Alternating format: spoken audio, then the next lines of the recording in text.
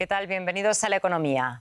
La red social X en Brasil tiene las horas contadas. El juez del Tribunal Supremo, Alexandre de Moraes, ha ordenado la suspensión inmediata de X, propiedad del multimillonario Elon Musk, debido al incumplimiento de una orden judicial en el más reciente asalto entre el magistrado y el magnate. Musk se negó a eliminar unas cuentas afines al expresidente Jair Bolsonaro, cuyas suspensiones habían sido ordenadas por los tribunales locales. De Moraes ha advertido de que se impondrán multas diarias de hasta $9.000 a las personas que intenten burlar el bloqueo.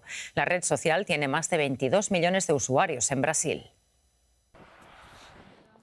La disputa entre Brasil y el multimillonario Elon Musk alcanzó ribetes inesperados.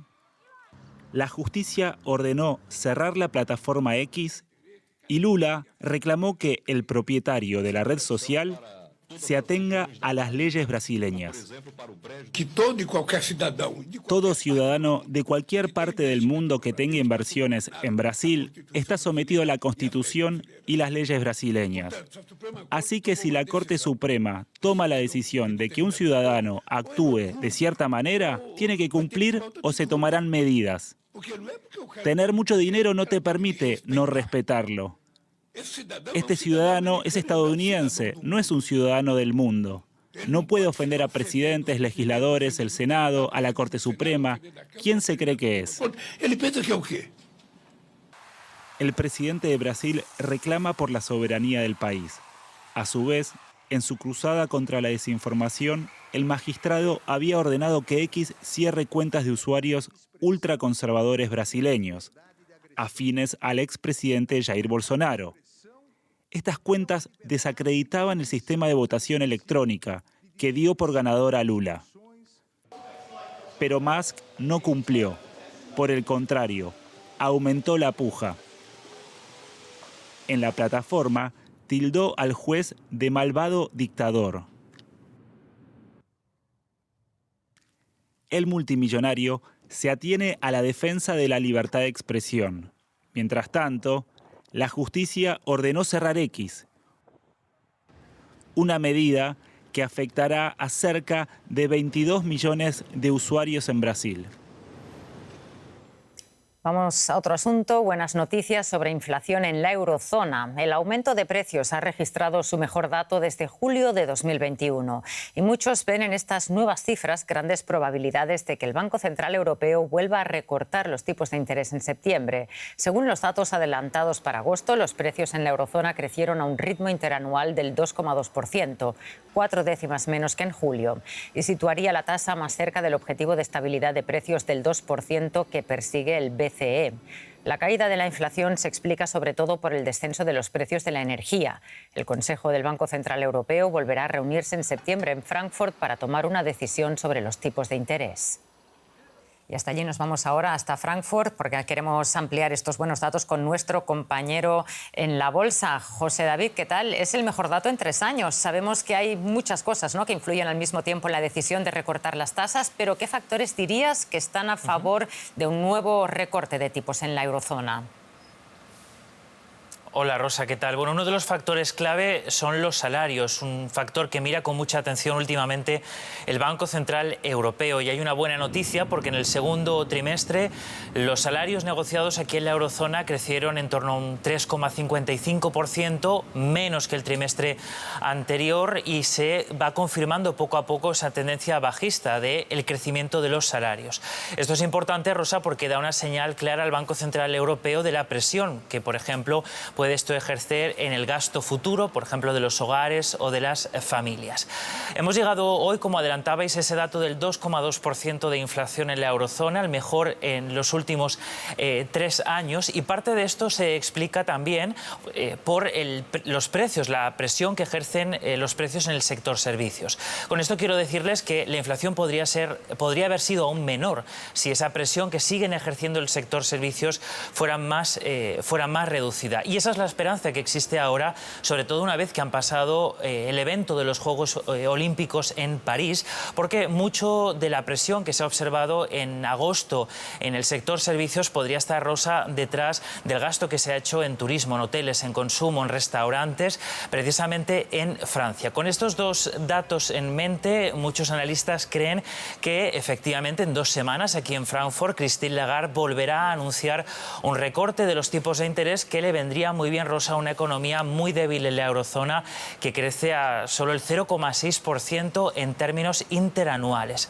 Eso sí, no sabemos qué pasará después de septiembre. Algunos analistas apuntan a que la inflación podría repuntar por efectos de base, así que es muy probable que en esa reunión aquí en Frankfurt en 2 semanas escuchemos de nuevo ese mantra de que las decisiones en Frankfurt se tomarán reunión a reunión y dato a dato. Pues veremos si es así. José David, muchísimas gracias por el análisis y buen fin de semana. Vamos con un resumen de otras notas económicas que también destacamos a esta hora. La inflación en Estados Unidos se mantuvo en 2,5% interanual en julio, mientras que la mensual subió a 0,2%. Entre tanto, el gasto de los hogares se mantuvo firme, lo que sugiere que la Reserva Federal logró manejar las presiones inflacionarias sin perjudicar a los consumidores.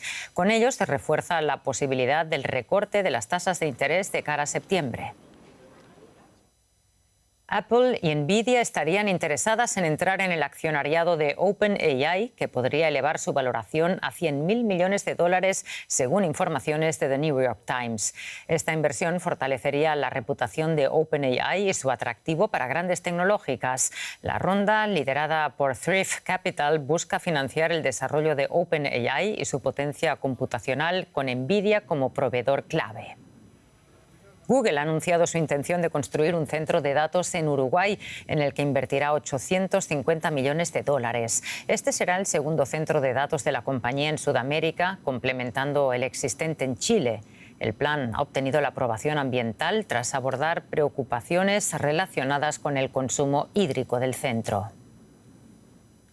Venezuela posee las mayores reservas de petróleo del mundo, pero su economía se encuentra en caída libre desde hace años. Pese a una ligera mejoría económica, el país sigue sufriendo una hiperinflación crónica. En la última década se estima que cerca de 8 millones de venezolanos, aproximadamente un cuarto de la población, han abandonado el país. Aunque el panorama es desalentador, el presidente Nicolás Maduro está convencido de que Venezuela avanza hacia la recuperación. Un mes después de las controvertidas elecciones, en Venezuela continúa la tensión. En Caracas, la oposición sigue marchando contra lo que consideran una manipulación de los resultados electorales.